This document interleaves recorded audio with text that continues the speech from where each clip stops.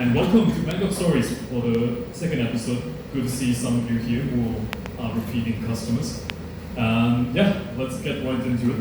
So, the theme is lost in translation. For my one, it's a bit different than other people. Well, my lost in translation happened in Thailand, where I'm from, rather than being overseas. I think when I started learning English, I didn't have much of the lost translation, because I think I was quite good at the subject, top student. Anyway, so it happened during my middle school in Thailand. So this is not your international school, so this is not quite fancy. This is in the south, Hat Yai, you may know. It's quite rough. The school was all boys Catholic school, and it's one of those brands from Italy where it started off as like a charity for poor children, homeless children, but then it started kind of become a big business, private school and such. So it's expanded outside Italy to Thailand, and then it started in my hometown, so it's all boys. And the concept is nice, but then the people are quite rough. It doesn't matter like if you bring, let's say you bring like luxurious brands from France to the south of Thailand, it's the people, if the people are still rough, the environment will be rough. So the environment there was quite rough, as bullying was everywhere, fight happens so often because it was all boys, right? So now coming to the story, back then, one of my friends had a crush on me, all boys school once again. So he had a crush on me, then it started becoming like a harassment. He flirted hard. Too bad I wasn't keen on it. I tried going on dates with guys before, years later, because I was like, one of my friends was pointing out like, how do you know that you actually heterosexual or homosexual unless you try? And I was like, you brought up a good point, so let me try that. Science and math student. So I tried that in Seattle. I went on a date with a few guys, realized not my thing. Actually went back to a room with one guy, because I was like, I'm not taking it far enough to know for sure. And then when he sat down, had a few beers, trying to kiss me, I'm like, yeah, this is definitely not my thing, sadly. Because I was hoping that if I were bi, the world would be my oyster. As in everyone is a target, right? Rather than just the females. But anyway, so my friend was harassing me quite a lot. Once again, back then, there was like 10, 15 years ago, the concept of harassment in all boys school was kind of non-existent. You just kind of kept bothering your friend. You pull out some weird pranks, like putting a pencil, someone sit down, and then hit the asshole. I might have done that once. I apologize though. Pulling down your friend's pants, peeing, and then you pull them when they pee. Actually someone pulled me, and then I peed on them. And then I peed on myself because it was like the end of the scream when you pee. So we can't, yeah, it was kind of fucked up. But anyway, so my friend was harassing me, and then in all boys school, I always have like a squad. And in all boys school, you must have a squad. If you don't, you get bullied because there's no one to kind of protect you. It's like a little gang. It's like you're in a prison, but it's nicer. So in my squad, it's mostly gamers, geeks. We all bonded through the gaming experience. And then I had one guy who was like my muscle guy, my go-to guy. Every time someone bullied, I would go to this guy, and then he will handle it. Likewise, in this case, my friend who's been bothering me, his name's Min, so he's been bothering me. So I went to my friend, the other friend, my muscle guy. His nickname is Om. So I was like, hey man, can you take care of this guy? He's been bothering me. And you may be wondering, why can't I just do it myself? Now, because I was a good student, I was such a good student that I got like certifications. Like I went up on stage throughout the years, and then teachers would praise me, give me the certification that this is not only a good student, but he's also ethical. And I also converted to Catholic from Protestant, so I was like model student, and I like that shit. I like it so much that I have a way to game the system to get it. The way to get it is that you don't try to you don't kiss ass to the teacher in a explicit way. You're not trying to become the teacher's pet. You do good deeds, but in a way that it's really subtle. You do it in front of their presence, but then you're not really noticing them, and that's generally how you get it. So that's how I get it as well, on top of good grades. Anyway, so I have a reputation to uphold, so when I had like to deal with bullies, I have a go-to guy.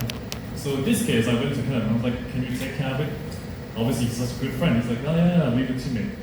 And this was during lunch, and I was like, I just told him, just take care of it, we'll see how it goes, and we'll talk it through, right? Just make him stop, because it's been bothering me a lot. And after that, I walked off to get lunch, and literally, I think it's about 10 seconds later, I heard the sound of punching. And I was like, what the fuck?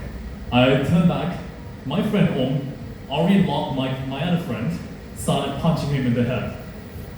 You've seen Euphoria, it's exactly kind of like that. Just violence started happening. And I was like, oh shit, how do I get out of this? Yes, I was really selfish. I did not think about the pain my friend was feeling. I was thinking to myself, like, okay, how do I get away with this and maintain my good student, my certification and such? So I decided, okay, first let's break up the fight. And the punch was so hard. I don't know if you've been into a fight. I've been to a few fights during all boys school. It's generally quite quick, but it's quite painful. So this time, the guy was locked. He was repeatedly getting punched. And he got punched so bad that the blood started coming down. And I thought, okay, I need to stop this. So I went down, stopped it, and then I was like, oh, what the fuck is going on? And then my friend, he said to take care of it, so I'm, taking care of it. And I was like, fuck. This is when I was 11, 12. We were not that old. We hadn't seen The Godfather at that time, right? But he already acted very gangster. And this is something that I later learned, that he grew up in a very rough environment, and he just managed to get into the school through sheer luck or something. Like, this is one of those kids where there's a debt collector who come to his house. He would come down to meet the debt collector with a gun in his hand. This is in the south, okay? In Bangkok, I don't think it happens. So this is like the entire backstory that I didn't know. So now, the fight ended very quickly. I put a stop to it. I was like, how do I get away from this? So I crafted very different stories. I was gonna pin it all on men who's been harassing me, but then in my head, it doesn't work out. It looks like I'm a rat. In all boys school, when you rat it out to teacher, you kind of get branded. It's like in a prison. You rap to the teacher, you become some sort of outcast. You will not make friends because no one can trust you. So that option was out. I'm like, oh, okay, I cannot rat any of these guys. I was thinking of taking the blame myself, but then I would lose the certifications and the reputation, which is okay, but I prefer to keep everything both ways. Like when I try to sabotage people in school, I do it in a very subtle way. I think one time there was this guy who screwed over my group. He was like a teacher's pet. And one time he jotted my name down because I was speaking during class. And then after that, I was like, motherfucker, I'm gonna have a revenge on this guy. It took me, I think, a few months to do it. So back then we had like a school project. This is a private school, so we're quite rich. So we have like a lab, science lab, where we do culture tissue, where you cut the stems of the plants, you put it into the jelly, and then that plant just magically grow in a lab. So we have to do that for like 2 semesters to pass the science class. So me and my friends sabotaged his entire project. I think he had like 20 plants, all infected. So normally when you do culture tissue, if you breathe into the jelly in the lab, then it will lead to like an infestation of mold and fungi and all disgusting stuff. So we spat in all this stuff. Well, I did not do it. My friends did it. I just told them to do it. So that's how I kind of sabotage people in the school or in classes. Yeah. Anyway, back to the story. The teacher investigated all of us, but luckily in all boys school, the teachers couldn't really be bothered. So they're not really like detectives and American or British TV shows where like, oh, we must figure it out, who did it, who got pinned, who's lying. for them, it's like their pay is so low, they just want to get on with their days, because they have to deal with this shit all the time. Like kids fighting is such a common occurrence that my close friend, he had a fight almost every week. Like the way he responded to insults, threats, was violence. It's like his first option on the list was violence. For me, it was like, why did you, slap my head? What did I do to you? And then bully would say, nothing. Just wanted to slap you. And then that's when you make a decision like, do I punch the guy? Do I sabotage him later? Do I rap to the teacher? There's like a thought process for me. But for the other guy, he was like, violence. Yeah, so we sorted out with the teacher. I mean, we all got punished. And folks from international school, you might not have done this before. But in the South, when you get punished, you get an actual stick. And then they hit you really hard, either in your butt or on your hand. And if the teacher is good enough, very proficient, it will leave a mark. And you cannot sit down for a while. And if it hits your hand, and you use your right hand, which is typical your writing hand, you're fucked, you cannot write. So you kind of need to be strategic about this kind of thing. Don't extend your right hand, extend your left hand, or vice versa. So we all got punished. Couldn't walk for a while. My reputation was semi-ruined. But it's okay. The friendship between these two kept on going. I still managed to kind of make a deal with them. I was like, okay, this is my fault. I told you to take care of it, but I did not specify to just, talk, to just ask him to stop. I did not expect like full-blown violence. And I think after that, I kind of learned to be more understanding of people from different backgrounds.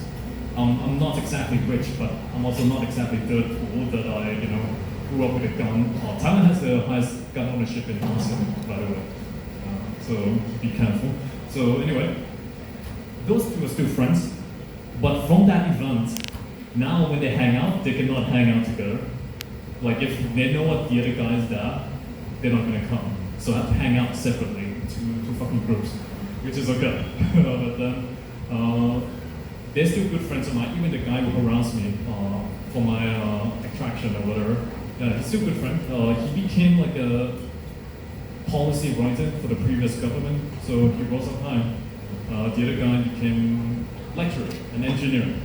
So yeah, I think at the end, communication is important. And my loss in translation may not happen overseas, but yeah, it's something that I'll remember for the rest of my life. And then it helps translate in my work meetings now. Now, very aware, like when someone says something and then their background is different, or someone says something and their tone is uncertain, I point it out straight away. Like, hey, let's track back. What did you understand what I said? So it becomes quite useful. But yeah, anyway, that's it for my end. If you want to chat, stay tuned for next stories and let's chat after.